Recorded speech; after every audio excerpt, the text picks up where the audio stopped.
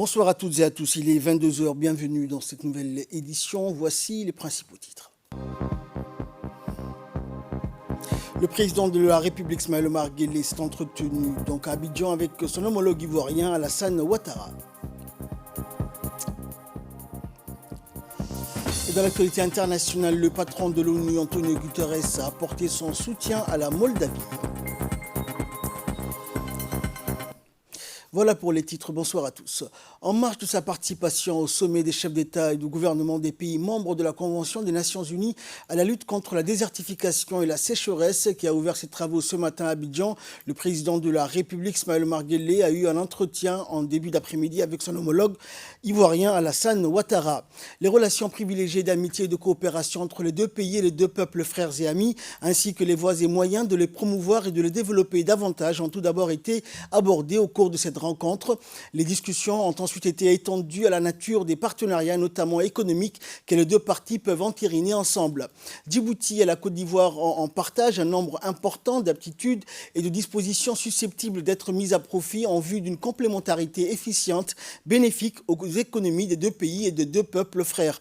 Situés dans les rives orientales et australes du continent noir, les deux pays ont vocation particulière à servir de boucle géographique à la réalisation d'un plus grand niveau d'échange des nations d'Afrique par le biais du commerce maritime. Il s'agit là d'un débouché d'autant plus viable que les deux pays possèdent un savoir-faire et une maîtrise exceptionnelle dans le domaine des métiers liés à la mer, notamment la logistique et le transport, l'exploitation des infrastructures portuaires et modernes.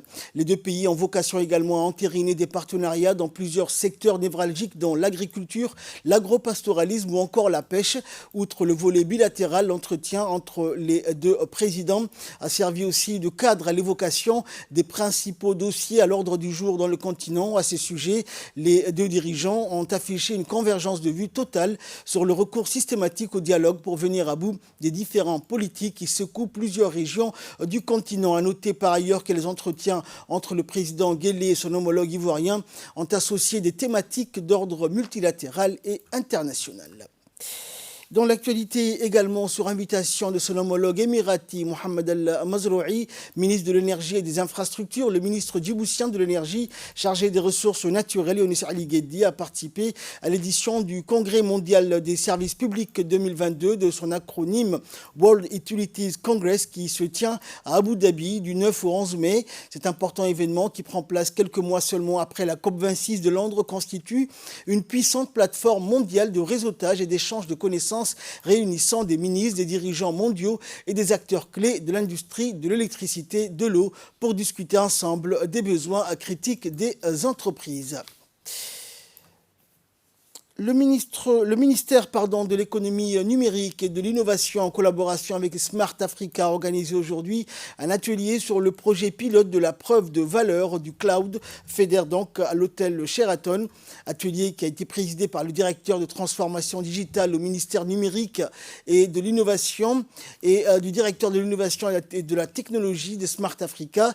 Un atelier qui a vu également la participation de nombreuses personnalités du secteur privé numérique et qui prendra fin le 12 mai prochain. Djibouti étant partie prenante de l'Alliance Smart Africa depuis quasiment sa création, souscrit donc aux engagements manifestés en pilotant le projet phare Cloud and Data Centers. L'objectif du ministère est de faire de Djibouti une référence en termes de stockage sécurisé des données grâce d'abord à la qualité de nos infrastructures, mais également avec l'appui et le soutien de nos partenaires panafricains.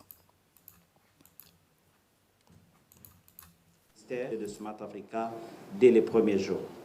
Et Djibouti est actuellement le pays phare du projet Data Centers et Cloud de Smart Africa. Mesdames et messieurs, le thème de cet atelier est pertinent pour nous tous, en particulier à ce stade de développement socio-économique de l'Afrique et du programme de transformation numérique qui est dirigé par l'initiative Smart Africa au niveau du continent.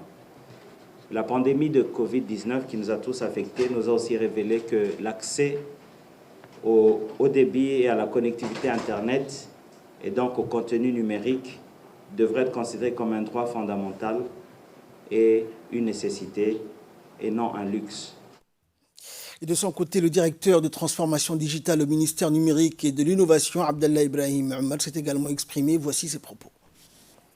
Mesdames et messieurs, chers invités, c'est pour moi un honneur d'inaugurer au nom du ministère de l'économie numérique et de l'innovation cet atelier en vous remerciant à tous de votre présence qui témoigne de l'intérêt sur la question autour des centres de données et des services cloud suscite.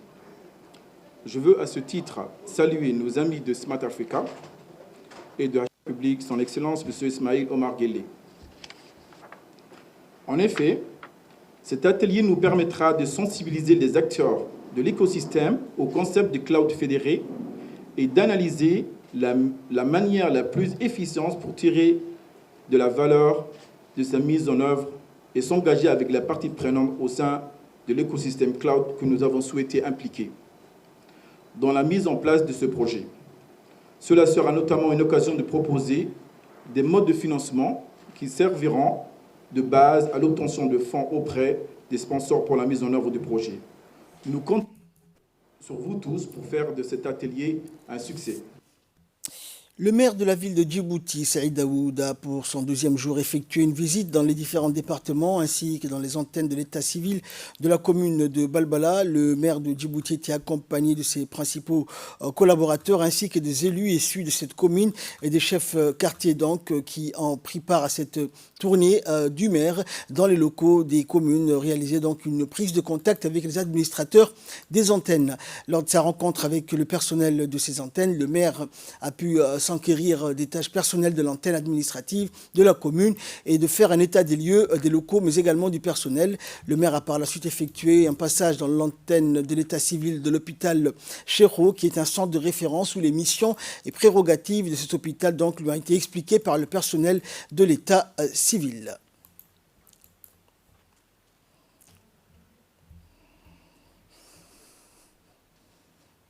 Et le maire n'a pas manqué de rappeler le devoir de la mairie envers la population et a exhorté donc plus de proximité, quitte à solliciter l'implication des élus communaux. On l'écoute. La visite de ce matin, c'est ma deuxième visite après la commune de Belhaus hier. Aujourd'hui, je suis à la commune de Belbela et je suis à l'hôpital Chéro. C'est une des raisons pourquoi nous continuons notre visite de prise de contact avec mon équipe, mon adjoint, premier adjoint, le deuxième adjoint, le président de Rasdika et Belhaus, nous sommes tous ensemble, avec le président de la commune de Belbela et son équipe, les sages, les assesseurs, tout le monde, pour qu'on voit exactement, première chose, remercier nos électeurs, prise de contact avec les communes et faire un état de lieu, un constat de la situation des communes pour discuter et renforcer les capacités des communes, comment ils doivent répondre à leurs actions pour le bien-être de la population de la commune de Belbela. C'est ça le plus important, qu'il y a une approche citoyenne. De plus en plus, qu'on soit plus proche envers la population, les bénéficiaires. Il ne faut pas qu'on se contente, une fois que nous sommes élus, on va rester dans un bureau. Non, ça va être le contraire, on va être beaucoup plus sur le terrain. Et puis, n'importe quel citoyen, je crois, nous allons tout faire pour lui faciliter.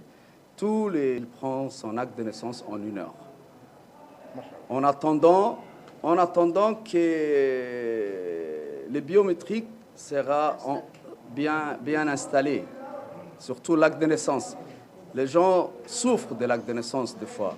Ils font le va-et-vient, ça prend 2 jours, ça prend 3 jours, des fois il y a des erreurs. De toute façon, nous allons améliorer. Et je veux que la population voit la différence, qu'il y a eu un changement. C'est ça l'objet. Nous sommes en train de faire un état de lieu, un constat.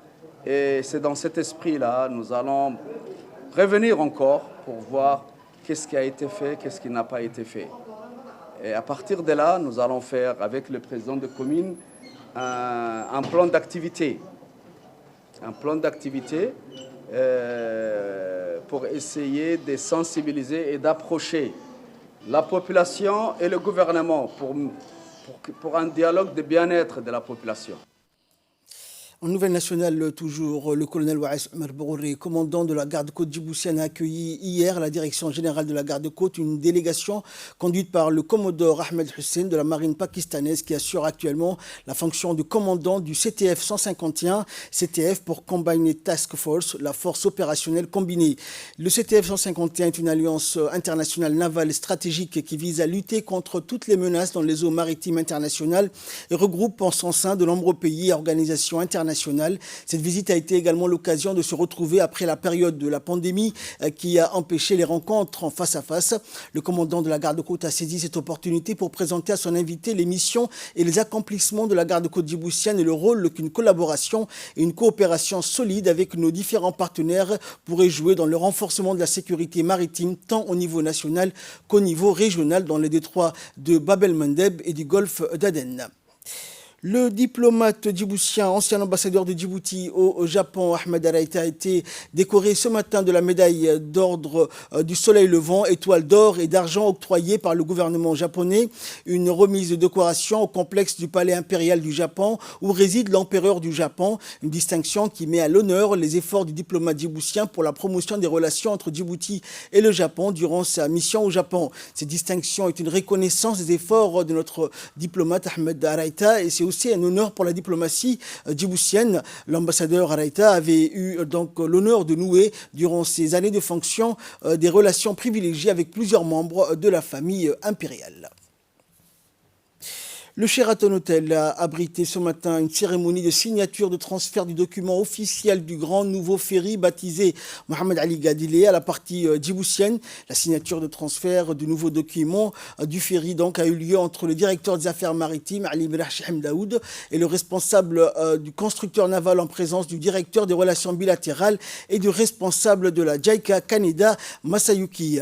En effet, depuis l'arrivée de ce nouveau ferry jusqu'à aujourd'hui, les techniciens et les ingénieurs du constructeur naval japonais ont œuvré avec les techniciens et équipages de la direction des affaires maritimes à travers des séances d'essayage en mer, des tests de performance des systèmes à bord pour s'assurer la mise en service, soit dans les meilleures conditions optimales et sécuritaires. Rappelons que l'octroi du second ferry est un symbole fort du renforcement de la coopération entre Djibouti et le Japon qui est palpable dans de nombreux domaines. Et l'équipage de la direction des affaires maritimes à travers des séances d'essayage en mer, des tests de performance des systèmes à bord de grands nouveaux ferries pour s'assurer que sa mise en service soit dans les meilleures conditions optimales et sécuritaires. Ceci étant dit, la conception de ce grand nouveau ferry est plus avantageuse du premier ferry. Il permet d'accommoder un plus grand nombre de passagers comparé au précédent. Dorénavant, un compartiment climatisé pouvant recevoir plus de 150 passagers et inclut une infirmerie en cas d'urgence sanitaire est aussi installée. Et puis finalement, les durées de temps de trajet sont beaucoup plus réduites. Et de son côté, le directeur des affaires maritimes, Ali Merah Chehem Daoud, a dans son intervention souligné que ce nouveau ferry est plus avantageux que le premier et permettra d'accommoder un plus grand nombre de passagers. On l'écoute. Aujourd'hui, à l'issue de 15 jours d'essai en mer, nous avons signé ce matin le document de transfert officiel. D'où, à partir d'aujourd'hui, à compter de cette heure, la direction des affaires maritimes, on est propriétaire du nouveau ferry Mohamed Ali, baptisé Mohamed Ali Gadilé. Comme vous êtes convaincus du sérieux de la direction des affaires maritimes et à l'expérience du premier ferry, qui, depuis sa mise en service en 2009, en bonne exploitation, et n'a guère connu de panne majeure. Il navigue depuis 2009 sans avoir connu, comme je vous disais, d'aucun incident majeur. le bénéfice de ce deuxième férié, puisque la condition sine qua non était de constater, que la JICA puisse constater l'état et la condition de l'ancien férié. Nous nous réjouissons et nous sommes, je pourrais exprimer la fierté de la direction, et ce mérite revient à tout l'équipage et à toute la direction des affaires maritimes. Encore une fois, au nom de mon ministère, au nom de mon pays, je témoigne notre reconnaissance à travers la JICA au peuple japonais qui, à travers le gouvernement, ont bien voulu nous financer ce deuxième férié. Et là, nous passons à l'actualité internationale. Le patron de l'ONU, Antonio Guterres, apporte son soutien à la Moldavie. Le secrétaire général des Nations Unies est venu apporter son soutien donc à la Moldavie. Le pays subit de plein fouet les retombées de la guerre entre la Russie et l'Ukraine. Depuis le début du conflit, la Moldavie a ouvert ses portes à près d'un demi-million de réfugiés. Cette guerre a un impact dévastateur sur l'économie du pays. Les chaînes d'approvisionnement étant rompues, les prix du carburant et de la nourriture augmentent rapidement. Le chef de l'ONU a noté que l'organisation a mis du temps à s'adapter à une crise européenne. En Moldavie, il n'y a pas de camp de réfugiés. Les réfugiés vivent avec les familles des Moldaves. Il a insisté sur le renforcement de leur programme le plus efficace pour les réfugiés, à savoir l'assistance en espèces. Les Nations Unies ont pour objectif de soutenir plus de 90 000 réfugiés et 56 000 hôtes moldaves en coordination avec le gouvernement et d'autres partenaires. C'est ainsi que prend fin cette édition. Merci de l'avoir suivi. Excellente soirée sur Télé Djibouti.